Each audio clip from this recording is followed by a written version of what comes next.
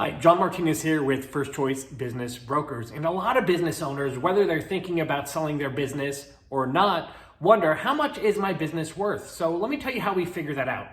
So if I work with an individual interested in selling their business or interested in just figuring out how much it would be, the first thing I ask for is a few years of your financial statements.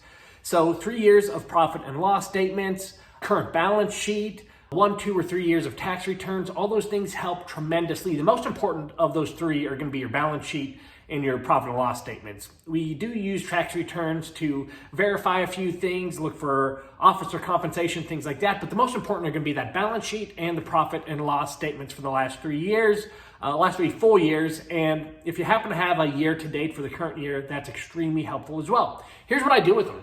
I take a look at them and I figure out your net profit. How much is the owner of this business actually making? Now, this is not as straightforward as it seems because a lot of business owners pass things through their business and write them off, expenses that a new owner buying the business wouldn't have, right? For example, if you have a husband and wife who run a business, they might write $10,000, $20,000, $30,000 a year of health and life insurance through the business, right? It's a tax deductible expense, so it makes sense. Now, if you sold your business to somebody else, they're not going to be paying your health and life insurance premiums. Now, we find all kinds of things like this in financials. There could be car payments, cars that the business uses or the owners use that won't be sold with the business, or maybe the new owner won't even need them to operate the business.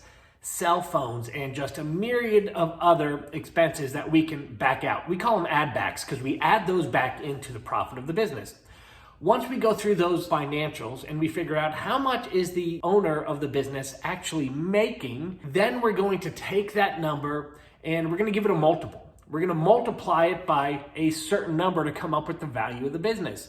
Now, the way we come up with that multiplier is we look at businesses like the one we're looking at that have actually sold. Now, there's only really one source in the country that documents and lists what businesses are selling for. The SBA, Small Business Administration, has a database. So I scour those records or someone from my team, and we say, hey, this is a pet grooming service.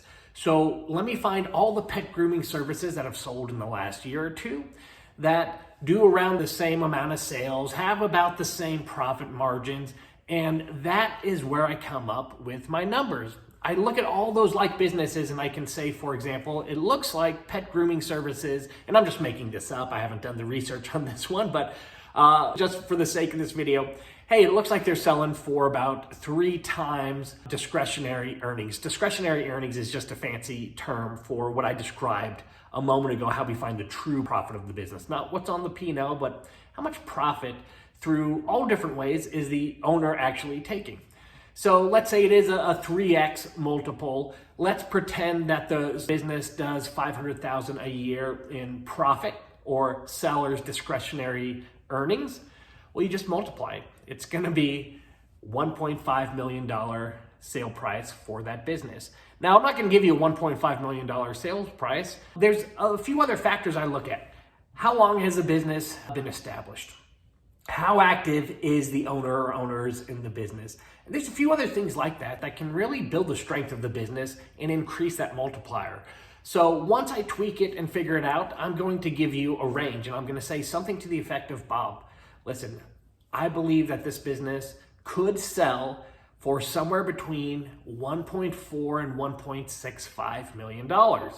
Obviously, if we go towards the higher end, we may hold out a little bit longer for that perfect buyer. Towards the lower end of that range, probably the quicker the business would sell. But this is how I would come up with my recommended asking price.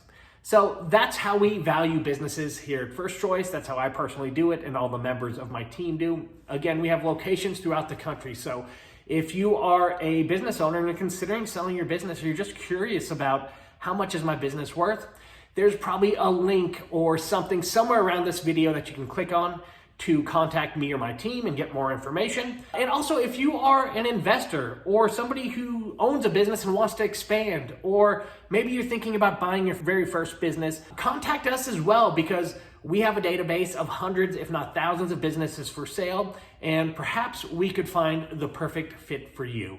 John Martinez with First Choice Business Brokers. I'll see you soon.